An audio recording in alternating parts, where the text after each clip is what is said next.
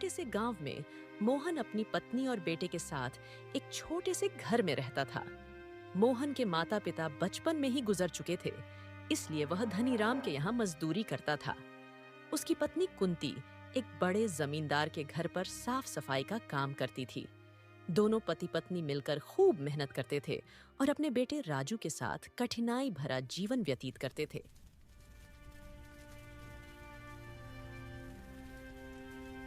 यूं तो हमेशा ठंडी के समय -2 डिग्री तापमान रहता था, लेकिन इस साल तापमान बहुत ही ज्यादा घट गया था, जिससे ठंडी भी बहुत जोरों से अपना कहर ढा रही थी।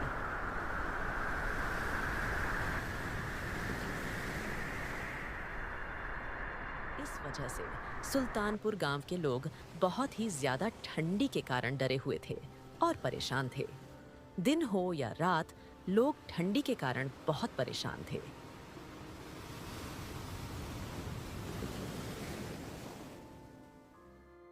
हे भगवान, यह कैसी लीला है आपकी। देख रही हो कुंती, इस साल कितनी ज्यादा ठंडी पड़ रही है। इतनी कड़ी ठंडी में काम करना भी बहुत मुश्किल हो गया है। घर से बाहर निकलते ही पैर ठंडी के मारे जमने लग रहे हैं। इतनी ज्यादा ठंडी में तो घर से बाहर निकलने का मन भी नहीं कर रहा। न जाने इस साल की ठंडी कैसे कटेगी। ठीक है कुंती, अब मैं काम पर चलता हूँ, नहीं तो सेठ गुस्से करेगा।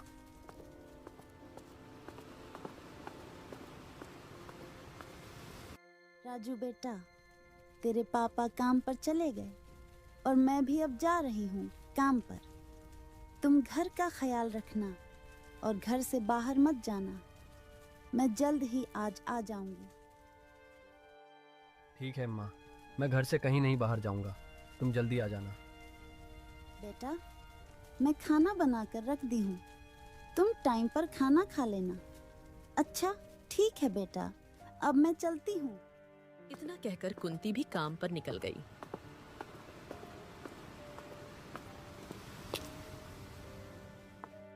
थोड़ी ही देर में कुंती जमींदार के घर पहुंची।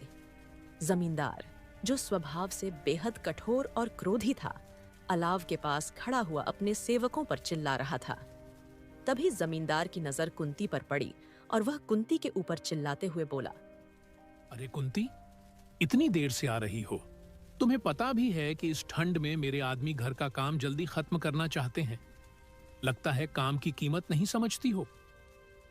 मालिक, माफ कीजिए, आज ठंड इतनी ज्यादा थी कि जल्दी उठ नहीं पाई, लेकिन मैं जल्दी जल्दी सब काम निपटा दूंगी। बस बहाने बनाना तो तुम्हें आता है। अगर आज से काम में कोई भी कोताही हुई तो तुम्हारा हिसाब कर दूंगा। याद रखना, तुम्हारी जगह लेने वालों की कमी नहीं है। जमींदार की यह सब बातें सुनकर कुंती को बहुत दुख हुआ, लेकिन उसकी मजबूरी थी। वह चुपचाप अपना काम करने ही जा रही थी। तभी वहां जमींदार की पत्नी ठकुराइन आ जाती है। क्यों डांट रहे हो उसे इतनी ठंड में? वो भी इंसान है, काम करने आई है, यही क्या कम है? आपको थोड़ा सा भी दया नहीं आ रहा है इसके ऊपर? तुम्हें नहीं समझ आता? ये लोग हमारी सहानुभूति का फायदा उठाते हैं। इन्हें समय पर सबक सिखाना जरूरी है, नहीं तो यह हमारे सर पर चढ़कर नाचे लगेंगे और कोई भी काम ठीक से नहीं करेंगे। कुंती ने कुछ नहीं कहा। उसने सिर झुका लिया और अपने बेटे राजू की सोचते हुए जल्दी जल्दी काम खत्म करने में लग गई। लेकिन उसके मन में जमींदार के व्यवहार को लेकर आक्रोश पनपने लगा। इधर श्याम ठंड से कांपते हुए धनीराम के घर पर मजदूरी कर रहा था। धनीराम अपने खेतों का काम कराने के लिए श्याम और कुछ और मजदूरों को सख्त निगरानी में रखता था। अरे श्याम, काम ठीक से कर रहा है या ठंड के बहाने सुस्ताने की कोशिश कर रहा है? मैं मुफ्तखोरी बर्दाश्त नहीं करता। याद रहे, अगर आज मेरा काम पूरा नहीं हुआ तो मैं 1 भी रुपया नहीं दूंगा। नहीं मालिक, पूरी मेहनत कर रहा हूँ। ठंड बस थोड़ी ज्यादा है, इसीलिए हाथ पैर जम से रहे हैं। लेकिन आपका काम मैं पूरा करके ही जाऊंगा। आप चिंता ना करें मालिक। श्याम के चेहरे पर थकान साफ झलक रही थी। सुबह से ही ठंड में काम करते करते उसके हाथ अकड़ गए थे, लेकिन उसे अपने बेटे राजू और कुंती के लिए कमाना था। वह जानता था कि उसकी मेहनत ही उनका सहारा है। हे भगवान, ये कैसी परीक्षा ले रहे हो? इतने ठंडे मौसम में भी काम करना पड़ रहा है, लेकिन अगर मैंने काम छोड़ा तो सेठ मुझे काम से निकाल देगा और घर कैसे चलेगा? दिन धीरे धीरे ढलने लगा। श्याम ठंड में किसी तरह काम निपटाकर घर लौटने की सोच रहा था, लेकिन धनीराम ने उसे और देर तक रोक लिया। आज का काम पूरा करके ही जाना, समझा? नहीं तो कल से मत आना। अगर थोड़ा सा भी काम छूटा तो समझ तेरी नौकरी गई। जी मालिक, जैसा आप कहें। श्याम ने मन ही मन धनीराम को कोस रहा था, लेकिन उसे कुछ कहने की हिम्मत नहीं जुटा पा रहा था। उसकी मजबूरी ने उसे चुप करा कर रखा था। और इधर भी सुल्तानपुर गांव में ठंड अपने चरम पर थी। गांव के लोग ठंड से कांपते हुए अपने अपने घरों में दुबके हुए थे। अलाव जलाना भी मुश्किल हो गया था, क्योंकि सूखी लकड़ियों की कमी हो गई थी। गरीब परिवार तो और भी ज्यादा परेशान थे। वे 2 वक्त की रोटी भी नहीं जुटा पा रहे थे। गांव का चौपाल, जहां आम दिनों में लोग बैठकर बातें किया करते थे, अब सूना पड़ा था। ठंड ने हर किसी को घर में कैद कर दिया था।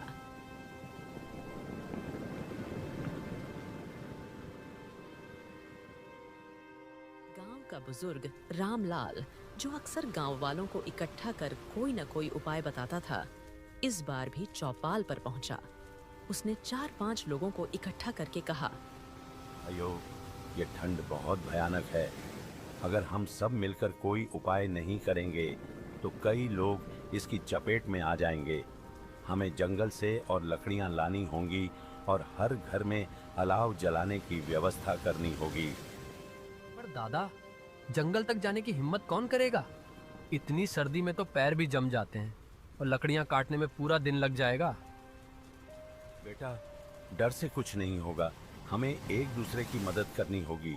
ठंड के आगे हार मान ली तो गांव के कई घरों के चूल्हे ठंडे पड़ जाएंगे। गांव के लोग रामलाल की बात से सहमत तो हुए, लेकिन डर और परेशानी उनके चेहरे पर साफ झलक रही थी। सबने मिलकर फैसला किया कि कुछ लोग जंगल से लकड़ियां लाएंगे, जबकि बाकी लोग अलाव जलाने के लिए मिट्टी और पत्थरों की व्यवस्था करेंगे। लेकिन गांव वालों को अंदाजा नहीं था कि आने वाले दिनों में ठंड के साथ साथ और भी बड़ी मुसीबत उनका इंतजार कर रही है। सुल्तानपुर की यह सर्दी केवल मौसम की मार नहीं थी, बल्कि एक बड़ा इम्तिहान लेकर आई थी। श्याम के घर लौटने के बाद कुंती ने उसे राजू की तबीयत के बारे में बताया। मोहन ने राजू को देखा तो उसकी खांसी और ठंड से लाल पड़ा चेहरा देखकर चिंता में डूब गया। कुंती, ऐसा लगता है कि ठंड अब बर्दाश्त के बाहर हो रही है। घर में अलाव जलाना जरूरी है, लेकिन लकड़ियां कहां से लाऊं? धनीराम ने आज इतनी देर तक काम कराया कि लकड़ियां लाने का समय ही नहीं मिला। मैंने सोचा था कि जमींदार से कुछ मदद मांग लूंगी, लेकिन वो तो आज मुझ पर ही गुस्सा करने लगे। उन्होंने मेरी हालत तक नहीं देखी। जमींदार और धनीराम जैसे लोगों को हमारी तकलीफों से क्या मतलब? उनके घर तो हमेशा गर्म रहते हैं। हम गरीब लोग जैसे तैसे ठंड में भी अपना पेट पालने की कोशिश करते हैं, लेकिन ये लोग हमें इंसान तक नहीं समझते। फिर कुंती ने रसोई में जाकर कुछ सूखी घास और टूटी लकड़ियां इकट्ठा कीं, जो उसने बचा कर रखी थीं। श्याम, मैं कुछ लकड़ियां और घास बचा कर रखी थी। इनसे ज्यादा देर तक आग नहीं जल पाएगी, लेकिन राजू को ठंड से थोड़ा आराम मिल जाएगा। जैसे तैसे करके कुंती और श्याम ने अलाव जलाए, जिससे उनके घर थोड़े गर्म हो सके। कुंती, क्या ठाकुर आइन ने तुम्हारी कोई मदद नहीं की? वो तो आम तौर पर दयालु दिखाई पड़ती हैं। अजय उन्होंने रसाई दी थी जो राजू को दी है, लेकिन जमींदार के गुस्से की वजह से मैं ज्यादा कुछ कहने की हिम्मत नहीं कर सकी। वो मुझ पर चीखने लगे थे। हमारी जिंदगी में हर जगह वही दिक्कत है कुंती। हम मेहनत करते हैं, पर लोग हमारी हालत देखकर भी आंखें फेर लेते हैं। न जाने क्यों लोग हमसे इतना नफरत करते हैं। राजू अलाव के पास लेटा हुआ ठंड से कांपते हुए खांस रहा था। कुंती उसके पास बैठी रही और श्याम को बाहर जाकर और लकड़ियों का इंतजाम करने को कहा। श्याम, कुछ भी करके जंगल से लकड़ियां लानी होंगी। अगर राजू को कुछ हो गया तो मैं खुद को कभी माफ नहीं कर पाऊंगी। देखो ना, राजू की तबीयत बिगड़ती ही जा रही है। ठीक है कुंती, मैं कोशिश करता हूँ। रात ज्यादा हो गई है, लेकिन जंगल जाना ही पड़ेगा। तुम राजू का ख्याल रखना। फिर श्याम आधी रात को लकड़ी लाने के लिए जंगल की ओर निकल पड़ा। कुंती की आंखें उसके पीछे तक लगी रहीं और उसका दिल दुआ कर रहा था कि श्याम सही सलामत लौट आए। कुंती राजू के पास बैठी उसकी तबीयत को लेकर चिंतित थी। राजू की तबीयत धीरे धीरे और बढ़ने लगी थी और उसकी सांसें भारी हो रही थीं। राजू बेटा, सब ठीक हो जाएगा। तेरे पापा अभी लकड़ियां लेकर आएंगे, फिर हम आग जलाएंगे और ये ठंड तुझे परेशान नहीं करेगी। बस थोड़ी हिम्मत रख बेटा। राजू ने अपनी माँ की ओर देखा। उसकी मासूम आंखों में दर्द और थकावट साफ झलक रही थी। उसने धीमे स्वर में कहा, माँ, मुझे बहुत ठंड लग रही है। पापा जल्दी आएंगे ना? हाँ बेटा, तेरे पापा अभी आएंगे। तू चिंता मत कर, मैं तेरे साथ हूँ। भगवान सब ठीक करेंगे। कुंती ने अपने आंसू छुपाने की कोशिश की, लेकिन उसके दिल में अजीब सा डर घर कर गया था। राजू की हालत बिगड़ती जा रही थी। उसने उसे सीने से लगाकर गर्मी देने की कोशिश की, लेकिन ठंड इतनी कड़ी थी कि कुंती की अपनी सांसें भी कांप रही थीं। इस बीच राजू की खांसी रुकने लगी। वह धीमे धीमे आंखें बंद करने लगा। राजू, आंखें मत बंद करना बेटा। तेरी माँ यहाँ है। देख, तूने खाना भी नहीं खाया। तेरे पापा आते ही आग जलाएंगे। लेकिन राजू अब कोई जवाब नहीं दे रहा था। उसकी सांसें धीमी हो चुकी थीं। कुंती उसे बार बार पुकार रही थी, लेकिन वह अब ठंड की चपेट में आ चुका था। राजू, उठ बेटा, तुझे कुछ नहीं होगा। तेरी माँ तुझे कुछ नहीं होने देगी। भगवान, मेरे बच्चे को बचा लो। कुंती ने राजू को जोर से सीने से लगाया और चीख चीख कर रोने लगी। उसकी चीखें पूरे सुल्तानपुर के सन्नाटे को चीर रही थीं। थोड़ी देर बाद जैसे ही श्याम घर पर आया, वह देखा कि कुंती बिलख बिलख कर रो रही है। फिर उसने कुंती से पूछा, कुंती, ये क्या हुआ? और राजू की आंखें क्यों बंद है? राजू को क्या हुआ? श्याम, हमारा बेटा, ठंड ने हमारा बेटा हमसे छीन लिया। हम उसे बचा नहीं सके। दोनों पति पत्नी ठंड से हार गए थे। उनका बेटा, उनकी पूरी दुनिया अब नहीं रहा।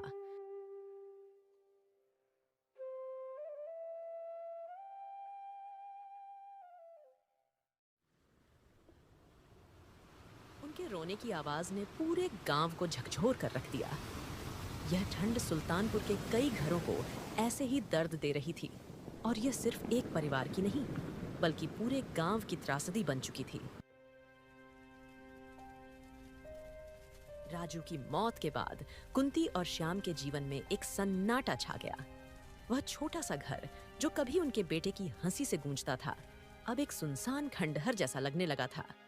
ठंड का कहर लगातार बढ़ रहा था और उनके दिलों में बेटे को खोने का गहरा दर्द जम चुका था। कुंती ने खाना बनाना बंद कर दिया। श्याम ने काम पर जाना छोड़ दिया। वे दोनों दिन रात बस एक कोने में बैठे रहते, राजू की यादों में डूबे हुए। कुंती अक्सर अपने बेटे के कपड़े हाथ में लेकर रोने लगती थी। अब बेचारे दोनों पति पत्नी राजू के मरने का शोक मना रहे थे। ऐसे ही कुछ दिन बीत गए और एक दिन कुंती अपने पति श्याम से कहती है, श्याम, अगर मैं उस दिन उसे रजाई में और अच्छे से लपेट पाती, तो शायद हमारा राजू आज हमारे साथ होता। भगवान ने हमारे बेटे को हमसे क्यों छीना? कुंती, ये सब मेरी गलती है। अगर मैं वक्त पर लकड़ियां ला पाता तो राजू को बचा सकता था। मैंने अपने बेटे को बचाने में असफल रहा। ठंड का कहर लगातार जारी था। उनके पास लकड़ियां खत्म हो चुकी थीं और घर के कोने में रखा सारा सामान ठंड से बर्फ जैसा जम गया था। दोनों के शरीर कमजोर होते जा रहे थे। कुंती ने कई दिनों से कुछ खाया नहीं था और श्याम भी पूरी तरह टूट चुका था। एक रात जब ठंड अपने चरम पर थी, श्याम ने कुंती की ओर देखा। वह चुपचाप कोने में बैठी हुई थी, जैसे अपनी सारी ऊर्जा खो चुकी हो। कुंती, शायद अब हमारे पास भगवान के पास जाने का ही समय बचा है। यहाँ हमारी कोई जरूरत नहीं रही। हमारा बेटा हमें पुकार रहा होगा। हाँ श्याम, अब इस जीवन में कुछ बचा नहीं। ठंड ने सब छीन लिया। मुझे भी राजू के पास जाना है। मुझे और सहन नहीं होता। वह दोनों ऐसा कहकर अलाव के पास बैठकर सुबह का इंतजार करने लगे। अगली सुबह गांव वालों ने श्याम और कुंती को घर के अंदर एक दूसरे का हाथ पकड़े ठंड से जम चुके पाया। उनके चेहरों पर एक अजीब सी शांति थी, जैसे उन्होंने अपने बेटे के पास पहुंचकर सुकून पा लिया हो। सुल्तानपुर के गांव वालों के लिए यह एक और त्रासदी थी। ठंड ने एक और परिवार को खत्म कर दिया।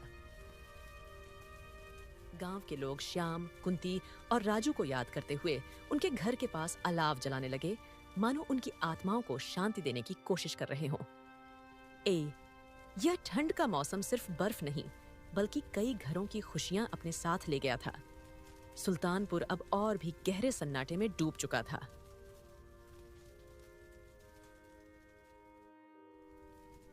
सुल्तानपुर के लोग श्याम, कुंती और राजू की कहानी को कभी नहीं भूल पाए। उनका घर, जो अब खंडहर बन चुका था, गांव के लोगों के लिए एक चेतावनी बन गया। गांव के बुजुर्ग अक्सर बच्चों को उस परिवार की कहानी सुनाते और कहते, ठंड से लड़ने के लिए हमें साथ रहना होगा। अगर हम एक दूसरे की मदद नहीं करेंगे तो और भी परिवार ऐसे ही खत्म हो जाएंगे। इस हादसे ने गांव वालों को झकझोर कर रख दिया। अब सभी ने ठंड से बचने के लिए एक दूसरे की मदद करनी शुरू कर दी।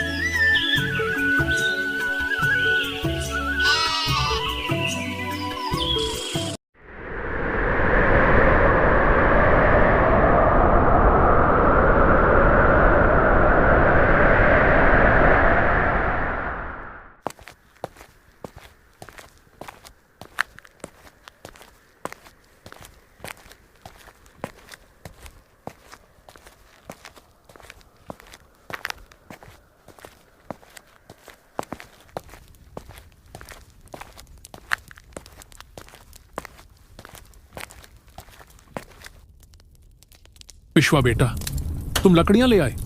ला दे बेटा, इसकी तो बहुत जरूरत थी। हाँ काका, ये लो आपकी लकड़ियां। लेकिन बेटा, मैं आज तुम्हें इन लकड़ियों के पैसे नहीं दे पाऊंगा।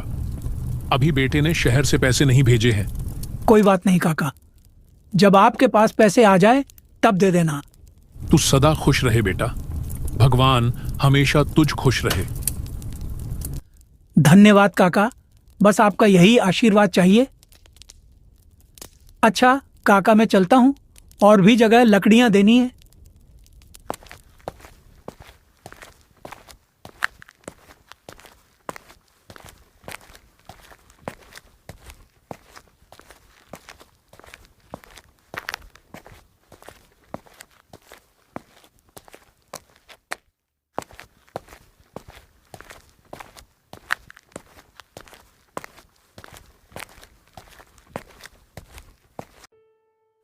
मनोहर चाचा, ओ मनोहर चाचा, लकड़ियां लाया हूं। हाँ, आता हूं।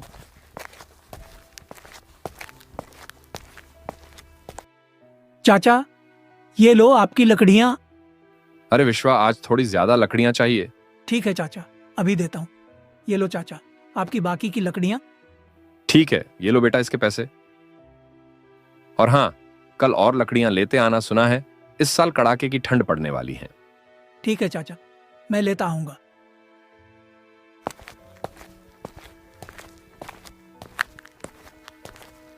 सारी लकड़ियां बेचने के बाद विश्वा घर को निकल पड़ता है। तभी अचानक जोरों की हवा चलने लगती है। हे भगवान, हवा तो बहुत तेज हो गई है। मुझे जल्द ही घर पहुंचना चाहिए।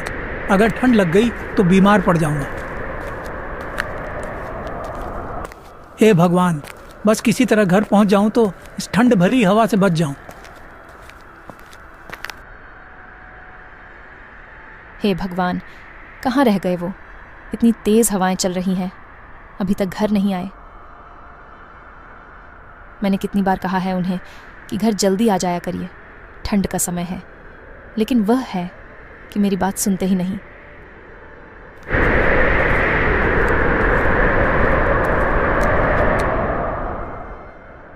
बबीता, ओ बबीता। आ गए आप। आपको मैंने कितनी बार कहा है कि ठंड का समय है, शाम होने से पहले घर आ जाया करो। ठंड में शाम को बहुत ठंडी ठंडी हवाएं चलती हैं।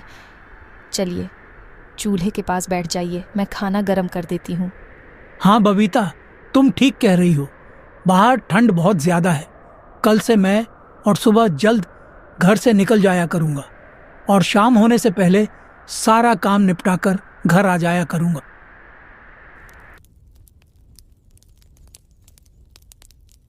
बबीता, वह मोटा वाला कंबल निकाल देना, ठंड बढ़ गई है ना, तो बिना कंबल की रात नहीं कटेगी। जी हाँ, आप खाना खा लीजिए, मैं अभी निकाल देती हूँ। इस तरह विश्वा का परिवार उस रात खाना खाकर सो जाता है।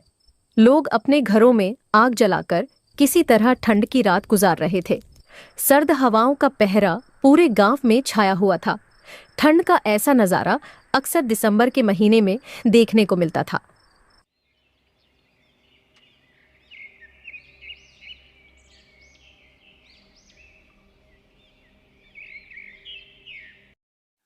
अरे भगवान, सुनती हो, जरा गर्मा गर्म चाय दे दो, चाय पीकर मैं काम पर निकलूं।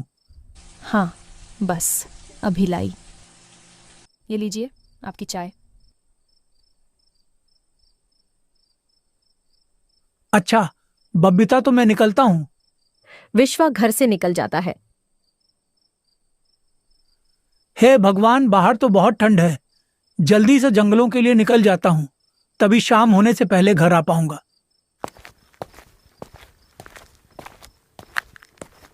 आज गांव में घना कोहरा छाया हुआ था। लोग लकड़ियां जलाकर उसकी गर्माहट ले रहे थे। विश्वा गांव से होता हुआ जंगल की ओर जा रहा था। विश्वा भाई, लकड़ियां लेने जा रहे हो? हाँ भाई, वही जा रहा हूँ। अरे भाई, मैंने सुना है कि इस बार कड़ाके की ठंड पड़ने वाली है। मौसम विभाग का कहना है कि इस बार ठंड का एक अलग ही रूप देखने को मिलेगा, इसीलिए ठंड की पहले से ही तैयारी करके रखो। हे भगवान, अगर बारिश हो गई तो ठंड में तो सारे काम ठप हो जाएंगे। क्या भाई, तुम सच कह रहे हो? अगर ऐसा हुआ तो सबसे पहले मेरा ही काम खत्म हो जाएगा। अभी मैं जंगल के लिए निकलता हूँ। इतना कहकर विश्वा जंगल की ओर निकल पड़ता है।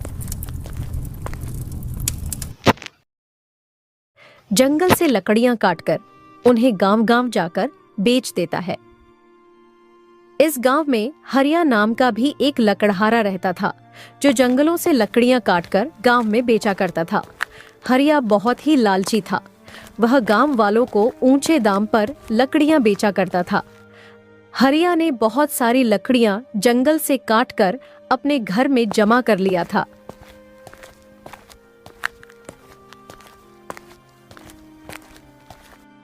अरे, आप इतनी सारी लकड़ियां केवल जमा करे जा रहे हैं, इसे गांव में जाकर बेच क्यों नहीं आते? अरे चंदा, तुम बस देखती जाओ, कुछ दिन में ही गांव में बारिश होने वाली है। उस समय जंगल की सारी लकड़ियां गीली हो जाएंगी।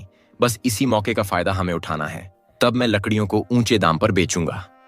जी मेरी बात मानिए, तो ऐसा करना सही नहीं है। अरे अब तुम मुझे मत सिखाओ क्या सही है और क्या गलत। हरिया अपनी पत्नी को तो उस समय चुप करवा देता है और अपनी लकड़ियां बेचने के लिए सही वक्त का इंतजार करता है। वहीं दूसरी तरफ विश्वा गांव-गांव में लकड़ियां बेचकर घर आ जाता है।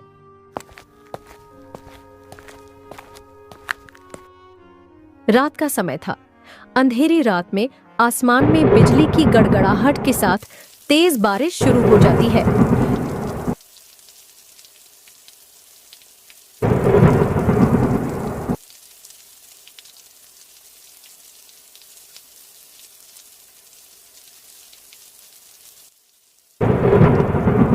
कड़कती बिजली की आवाज से विश्वा की आंखें खुल जाती हैं। उसने दरवाजे के पास जाकर देखा। हे भगवान, ये तो बहुत जोरों की बारिश हो रही है। आज ही गांव के लोग बातें कर रहे थे कि गांव में इस बार कड़ाके की ठंड पड़ेगी और बारिश की भी आशंका थी, पर इतनी जल्दी बारिश हो जाएगी ये मैंने नहीं सोचा था। अब क्या होगा? जंगल की सारी लकड़ियां तो गीली हो जाएंगी। बबीता, ओ बबीता,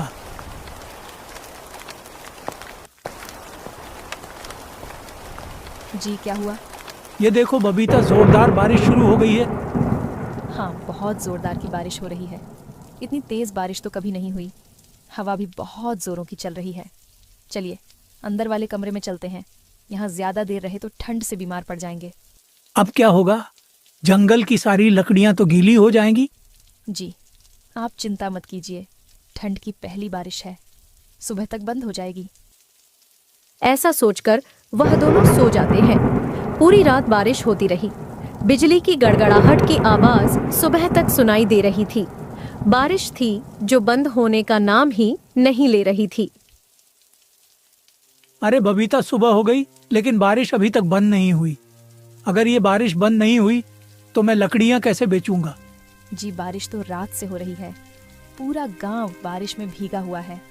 ठंडी हवा भी बहुत चल रही है। चलिए अंदर वाले कमरे में चलते हैं। दोनों आग जलाकर वहां बैठ जाते हैं। आग की गर्माहट से कमरा थोड़ा गर्म हुआ, मगर बारिश की वजह से ठंड और भी ज्यादा बढ़ चुकी थी। लगातार होती बारिश ने गांव वालों को परेशान कर दिया। बारिश ने बंद होने का नाम नहीं लिया।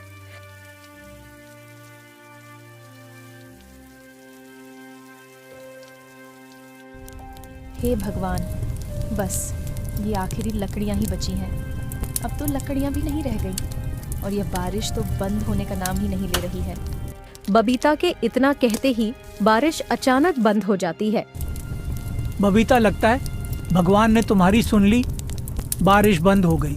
हाँ, बारिश तो बंद हो गई, लेकिन लकड़ियां तो फिर भी नहीं ला पाएंगे।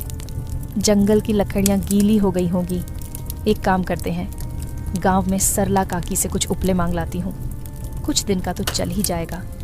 बिना आग के इस ठंड में तो बिल्कुल गुजारा नहीं है। इतना कहकर बबीता सरला काकी के घर के लिए निकल जाती है। सरला काकी, ओ सरला काकी, घर में हो क्या? हाँ बिटिया, कहो कैसे आना हुआ इस ठंड में? सरला काकी, वह मुझे कुछ उपलों की ज़रूरत थी। घर में जलाने के लिए कुछ भी नहीं बचा है। थोड़े से उपले मुझे दे दीजिए। हाँ बिटिया, तुम यहीं रुको, मैं अभी लेकर आती हूँ। यह लो बेटा, मगर मेरे पास भी थोड़े से ही उपले बचे हैं। वो काफ़ी दिनों से धूप नहीं निकली तो उपले सूख नहीं पाए। इससे ज़्यादा मैं तुम्हें नहीं दे पाऊंगी। तुम इससे ही अपना काम चला लेना। ठीक है काकी, इसके कितने पैसे हो गए? अरे बिटिया, अब मैं तुझसे भी पैसे लूंगी क्या? कितनी बार विश्वा मुझे मुफ्त में लकड़ियां देकर गया है। अगर मैंने इन उपले के तुझसे पैसे लिए तो मुझे बहुत पाप लगेगा। तू ऐसे ही ले जा बिटिया। ठीक है काकी, आपका बहुत बहुत धन्यवाद। उपले लेकर बबीता घर की ओर निकल पड़ती है। तभी रास्ते में अचानक जोरदार बारिश होने लगती है। हे भगवान, यह कड़ाके की ठंड और अब यह बारिश। लगता है प्रभु जान ही लेकर मानोगे। बस जल्दी घर पहुंच जाऊं तो इस बारिश से छुटकारा मिले। भीगते भीगते बबीता घर पहुंच जाती है। अरे तुम तो पूरी भीग गई हो। जाओ जल्दी से कपड़े बदल लो, वरना ठंड लग जाएगी। बबीता कपड़े बदलकर आग के पास बैठ जाती है। वहीं दूसरी तरफ हरिया को जिस मौके की तलाश थी वह आ चुका था। हरिया अपनी लकड़ियां लेकर गांव की ओर निकल पड़ता है। अरे हरिया, लकड़ियां लाया है? ला, जल्दी दे दे। ये लो काका अपनी लकड़ियां। इसकी बहुत जरूरत थी। ये लो हरिया, इसके पैसे। काका, ये तो केवल 20 रुपए हैं। 20 रुपए और लगेंगे। क्यों? विश्वा तो 20 रुपए में ही लकड़ियां देकर जाता है। काका, आपको तो पता ही है कि बारिश कितने दिनों से हो रही है। जंगल की सारी लकड़ियां गीली हो गई हैं। गांव में अभी लकड़ियों की बहुत कमी हो गई है, इसीलिए लकड़ियों के दाम भी बढ़ गए हैं। अगर आपको चाहिए तो आपको इसके 40 रुपए देने होंगे। विश्वा भी शायद आपको लकड़ियां ना दे पाए, क्योंकि मैं यह लकड़ियां बाजार से खरीद कर लाया हूं और मुझे भी यह काफी महंगी ही मिली है। ठीक है, ये लो बाकी के 20 रुपए। इस तरह हरिया पूरे गांव में लकड़ियां बेच देता है और उसको लकड़ियां बेचकर काफी अच्छी कमाई हो जाती है। गांव वाले भी हरिया से लकड़ियां खरीदने के लिए मजबूर थे। आज विश्वा के घर में राशन भी खत्म हो चुका था। भगवान, घर में कुछ भी खाने को नहीं बचा है और लेने के लिए पैसे भी नहीं है। आप जाइए ना, गांव में देखिए कुछ खाने के लिए मिल जाए, नहीं तो लाला की दुकान से उधार ही लेते आना। ठीक है बबीता, मैं जाता हूँ। पूरा गांव कोहरे में डूबा हुआ था। विश्वा खाने की तलाश में निकल पड़ता है और लाला की दुकान पर पहुंच जाता है। लाला जी, मुझे कुछ राशन की जरूरत है। अभी मेरे पास पैसे नहीं है, लेकिन जैसे ही पैसे आएंगे मैं आपको दे दूंगा। देखो विश्वा, मेरा काम भी ठप हो गया है और बिल्कुल आमदनी नहीं हो रही है, इसलिए मैं तुम्हें उधार नहीं दे सकता। तुम किसी और से मांग कर देख लो। लाला जी, कुछ भी दे दो, घर में कुछ भी खाने को नहीं है। देख विश्वा, तू मुझे मजबूर मत कर, मैं तुझे उधार नहीं दे पाऊंगा। मेरी बात समझ, तू किसी और से मांग कर देख ले। लाला जी विश्वा को साफ साफ मना कर देते हैं और विश्वा निराश होकर वहां से चला जाता है। हे भगवान, घर में कुछ भी खाने को नहीं है और ये ठंड भी बहुत लग रही है। लकड़ियां भी नहीं बची हैं, घर में कुछ और जलाने के लिए भी नहीं है। अब क्या करूं? अब विश्वा को समझ नहीं आ रहा था कि वह बिना पैसों के राशन का इंतजाम कैसे करे। तभी विश्वा का एक दोस्त जो कि सब्जी बेचता था वहीं से गुजरता है। अरे विश्वा, कैसे हो तुम? बड़े दिनों बाद दिखाई दिए। क्या हुआ विश्वा भाई? बड़े उदास दिखाई पड़ रहे हो। कोई बात है क्या? कोई परेशानी है तो मुझे बताओ। क्या बताऊं राजू भाई, मेरा जीवन तो ठंड और बारिश से बेहाल हो गया है। घर में कुछ भी खाने को नहीं है और लाला जी भी उधार देने को राजी नहीं है। समझ नहीं आ रहा कि खाली हाथ घर कैसे जाऊं। बबीता भी मेरी राह ताक रही होगी और खाली हाथ घर लौटने की मेरी हिम्मत नहीं हो रही है। समस्या तो बड़ी गंभीर है विश्वा। सच बताऊं तो इस ठंड से मैं भी बहुत परेशान हो गया हूं। काफी दिन से बारिश हो रही थी तो मेरा माल भी नहीं बिका। मेरे पास कुछ आलू है, मैं बस इतना ही तेरी मदद कर सकता हूं। सुबह से 20 रुपए की ही आमदनी हुई थी, ये तू रख ले। राजू भाई, मुझे समझ नहीं आ रहा कि किस मुंह से तुम्हारा शुक्रिया अदा करूं। भाई, आखिर इसमें शुक्रिया की क्या बात है? इन मुश्किल घड़ी में हम लोग एक दूसरे का साथ नहीं देंगे तो कौन देगा? तुम चिंता मत करो, ये आलू तुम घर ले जाओ। ठंड बहुत है, मैं भी घर को ही जा रहा हूं। इतना कहकर राजू और विश्वा दोनों अपने अपने घर की ओर निकल पड़ते हैं। आलू तो ले लिया है, लेकिन आज सुबह ही घर के सारे उपले खत्म हो गए थे। इन पैसों से मैं कुछ उपले ले लेता हूं। उपले लेकर विश्वा घर पहुंच जाता है। बबीता, ये लो कुछ आलू और ये उपले, तुम इन्हें उबाल लो। आज इसी को खाकर हम दोनों अपना पेट भर लेंगे।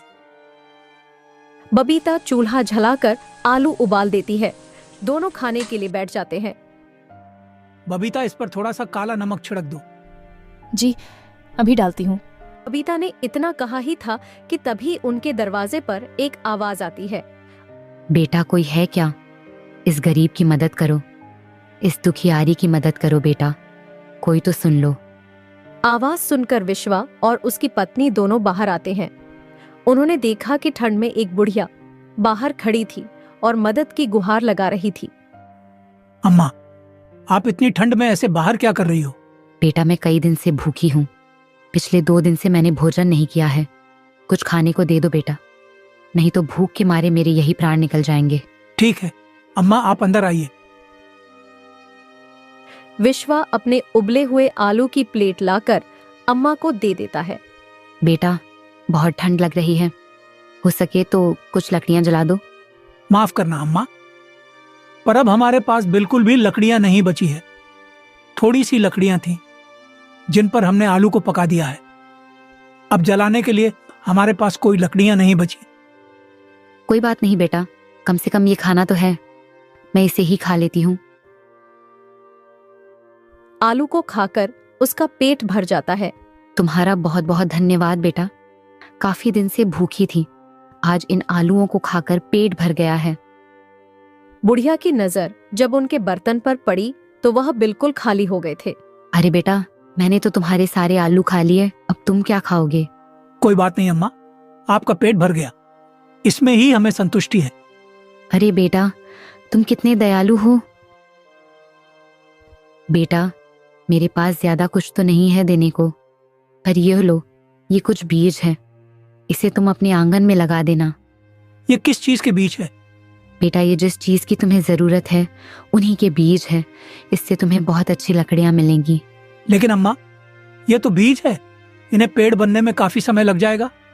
अरे बेटा, तुम चिंता मत करो, ये कोई ऐसा वैसा बीज नहीं है, ये जादुई बीज है। तुम इसे बस अपने घर के आंगन में लगा देना, फिर इसका कमाल तुम अगले दिन देखना।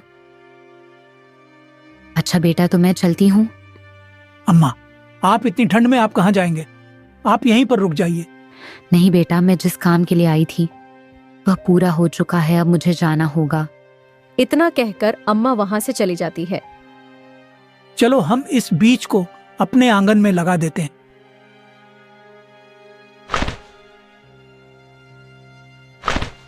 विश्वा उन बीजों को अपने आंगन में लगा देता है।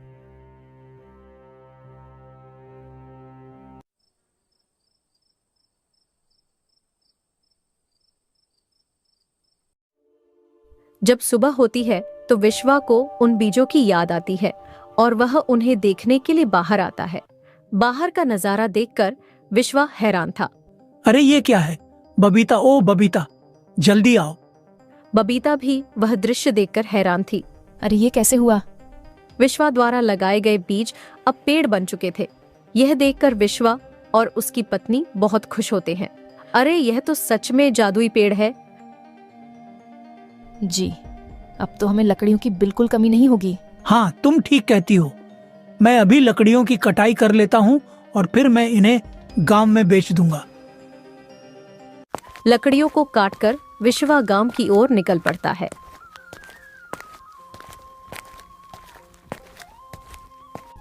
काका, तुम्हारे लिए लकड़ियां लाया हूँ। अरे बेटा, ये तो तूने बहुत अच्छा किया जो लकड़ियां देने यहाँ चला आया। 2 दिन से ठंड से परेशान थे, जलाने के लिए एक भी लकड़ियां नहीं बची हैं। पिछले 2 दिनों से हरिया भी लकड़ियां देने नहीं आ रहा। काका, अब आपको चिंता करने की जरूरत नहीं है, मैं आपको रोज लकड़ियां समय पर पहुंचा दिया करूंगा। लेकिन विश्वा बेटा, तुम्हारे पास ये लकड़ियां कहाँ से आई? काफी दिन से सूरज तो निकल नहीं रहा, फिर ये सूखी लकड़ियां तुम कहाँ से लेकर आए? काका, बस ये समझ लो, ये भगवान का चमत्कार है। अच्छा काका, अब मैं चलता हूँ और गांव में लकड़ियां देने जाना है। इतना कहकर विश्वा आगे निकल जाता है, लेकिन यह सब होते हुए हरिया अपनी आंखों से देख रहा था और सच्चाई का पता लगाने के लिए हरिया ने विश्वा का पीछा करना शुरू कर दिया। जी, आ गए आप। लगता है आज सारी लकड़ियां बिक गईं। हाँ बबीता, अब हमें कभी दूसरी जगह से लकड़ियां लाने की जरूरत नहीं पड़ेगी। अब हम इसी पेड़ से लकड़ियां काट लिया करेंगे। हाँ जी, भला हो उस अम्मा का जिसने हमें यह जादुई पेड़ दिया है। इस पेड़ की लकड़ियां तो कभी खत्म ही नहीं होगी। अब हम इन लकड़ियों को बेचकर अपने घर की स्थिति को ठीक कर लेंगे।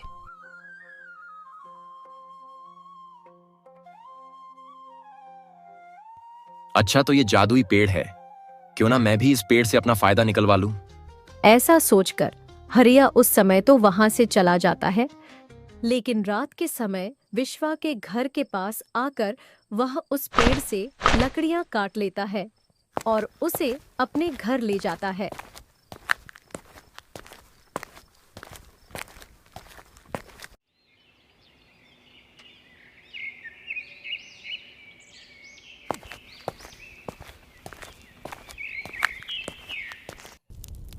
काका, लकड़ियां लाया हूं, बोलो कितनी चाहिए? अरे हरिया, अब मुझे तुम्हारी लकड़ी खरीदने की कोई जरूरत नहीं है।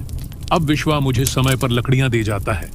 तुमने हमारी मजबूरी का बहुत फायदा उठा लिया, लेकिन अब मुझे तुम्हारी लकड़ियों की कोई जरूरत नहीं। काका ने हरिया से लकड़ियां खरीदने के लिए साफ साफ इनकार कर दिया। हरिया गांव के और लोगों के पास भी जाता है और अपनी लकड़ियां बेचने की कोशिश करता है, मगर कोई भी उससे लकड़ियां खरीदना नहीं चाहता था, क्योंकि मजबूरी के समय में हरिया ने उन लोगों का खूब फायदा उठाया था। काफी महंगी दाम पर लकड़ियां बेचकर उसने गांव वालों से खूब मुनाफा कमाया था। हरिया को भी अच्छा सबक मिल चुका था, लेकिन अब उसके पास पछतावे की सिवा और कोई चारा नहीं बचता। किसी गांव का कोई व्यक्ति भी उसे लकड़ियां खरीदना नहीं चाहता था।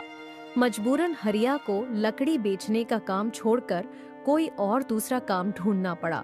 दोस्तों, आपको हमारी यह कहानी कैसी लगी? अपना उत्तर कमेंट बॉक्स में जरूर बताइएगा।